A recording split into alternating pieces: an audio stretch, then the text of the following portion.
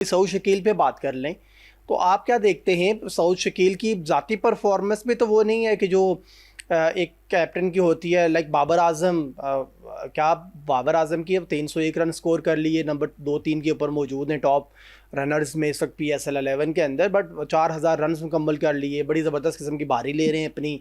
ना सिर्फ इतना बल्कि पूरी अपनी कैबिनेट को, पूरी अपनी टीम को साथ लेके चल रहे हैं। और तभी पेशावर ज़ल्मी बगैर कोई मैच हारे टॉप पे मौजूद है।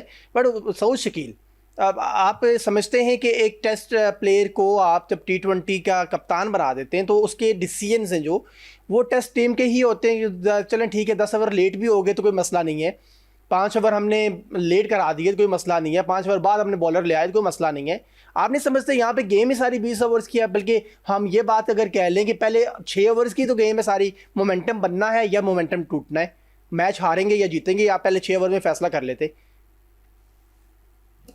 जी जी बिल्कुल, आपने पॉइंट आउट बहुत अच्छा किया है और इसमें आपने बहुत क्लियरली बताया कि इसके अंदर जो मोमेंटम है, आप मार्जिन ऑफ एरर, जितने ओवर्स कम होते जाएंगे मार्जिन ऑफ एरर कम होता जाएगा। जी, आप ज्यादा एरर पे आप गलतियां नहीं कर सकते, आपने टू द पॉइंट रहने, एक एक ओवर मैटर करते हैं, एक एक बॉल मैटर करती है।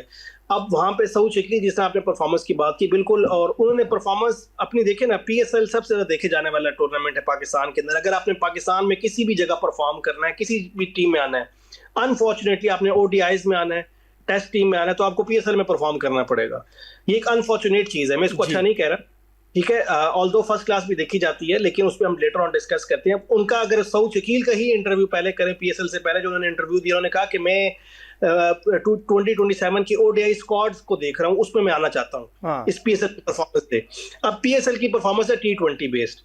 अब आप उसकी, सऊद शकील बहुत अच्छे बैट्समैन है, प्रॉपर बैट्समैन है, सलमान अली आगा बहुत अच्छे बैट्समैन है, लेकिन डोमेन अलग है। आप अपनी डोमेन में रहकर, अगर मैं एक ही बात बार बार करता हूं, अगर विराट कोहली की T20 में जगह नहीं बनती ना, तो हमारे बहुत सारे प्लेयर्स की नहीं बनती, ठीक है। रोहित शर्मा की अगर T20 में नहीं बनती तो हमारे बहुत सारे प्लेयर्स की नहीं बनती। तो बात यह है कि आप देखिए अपनी डोमेन, आप अच्छा परफॉर्म कर सकते हैं, पाकिस्तान को सर्व करना है, अच्छा सर्व कर सकते हैं, पाकिस्तान का नाम रोशन कर सकते हैं, अपनी डोमेन को सिलेक्ट करें।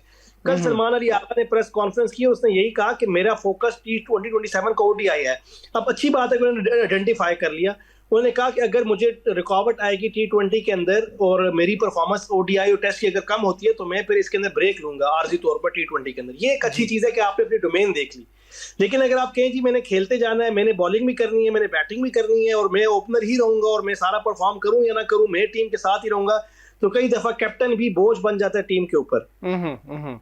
तो बात यह है कि आप परफॉर्म करें, अच्छी बात है, हमें अच्छी उम्मीदें हैं, लेकिन आपके डिसीजंस इतने इफेक्टिव नहीं। और आप अगर देखें, अगर पाकिस्तान का लॉन्ग टर्म प्लान नहीं है सऊद शकील को एज अ कैप्टन लेने के लिए, एज अ टीम मेंबर लेने के लिए, इवन T20 के अंदर, सो इसको देखना चाहिए था कि भाई इनको कैप्टन भी बनाना है या नहीं बनाना। किसी ऐसे लड़के को, बेशक जंग को बना देते जिनका जो फ्यूचर प्लानिंग में आपकी भाई इसको, इसके अंदर पोटेंशियल है, इसको हम फ्यूचर में देख रहे हैं टीम के अंदर। हसन नवाज को देख सकते थे आप पोटेंशियल उसके अंदर, अगर आप उसका प्लान के अंदर है T20 के इसके अंदर, या कोई ऐसा प्लेयर जो आपके समझ रहे हैं कि यार इसको आने वाले वक्त में T20 का प्लेयर हम समझ रहे हैं, तो मेरे ख्याल में कैप्टन वैसे अनाउंस करना चाहिए था, बेटर था आपके लिए, बजाय इसके कि आप सिर्फ एक्सपीरियंस की बेस पे, टेस्ट टीम के एक्सपीरियंस की बेस पे T20 का कैप्टन सेलेक्ट कर लें।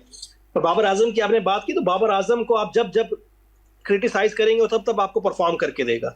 ये जो आपने वर्ल्ड कप में बाबर आजम की परफॉर्मेंस खराब देखी और आपने बाकी परफॉर्मेंस खराब देखी, PSL के शुरू में भी थोड़ी सी वो खराब हुई 1-2 मैचेस में, वजह ये थी कि उन पे मेंटली प्रेशर हमने ही डाला, हम लोगों ने ही डाला और अवाम ने डाला हमारे, कि भाई आप नहीं है, आप प्लेयर नहीं है जी, हुआ, ठीक है। तो आप अपनी नेचुरल उससे हट गया, फिर वो आपने उसका नंबर चौथा दे दिया, ठीक है। चौथा नंबर तो जस्टिफाइड ही नहीं है T20 के अंदर उसका, ठीक है। और अब आकर उसने ओपन किया और उसको जो मिसबा ने कहा कि आप अपनी नेचुरल गेम खेलें, मिसबा ने भी बताया कि मिसबा जो उनके कोच है, बैटिंग कोच है पेशावर ज़ल्मी के, तो उन्होंने कहा कि आप अपनी नेचुरल गेम खेलें और अपने कोई एक्स्ट्रा करने की जरूरत नहीं है, आप नेचुरल सेलेक्ट करें, शॉट्स को सिलेक्ट करें, अपनी प्रॉपर ग्राउंड शॉट्स खेलें, चौके दे दो, कोई मसला नहीं, हमें क्या नाम है, गैप से निकालो, जहां हिट की टारगेट होता है, छक्का मिलता है वहां छक्का मारो, हर बॉल पे मारने की जरूरत नहीं है। जिस तरह अब उसकी परफॉर्मेंस देखें, उसकी परफॉर्मेंस इंक्रीज होना शुरू हुई है, ठीक है, और 150 कर चुका है आप। अब वो पाकिस्तान का बड़ा एहसास है ना जी, 4 बंदे ऐसे हैं, अब 4 गिनवाए आपको, Chris Gayle, David Warner, Virat Kohli और चौथा बाबर आजम है दुनिया में जिसने 150 की हुई है। ये मामूली बात तो नहीं है, आपके पास बहुत बड़ा एसेट है, आप इसको देखेंगे, आपने यूटिलाइज कैसे करना है।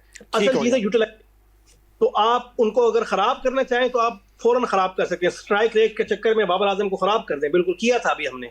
अगर वो मेंटली ठीक हो रहे हैं, वापस आ रहे हैं, तो उनको हमें बैक करना चाहिए।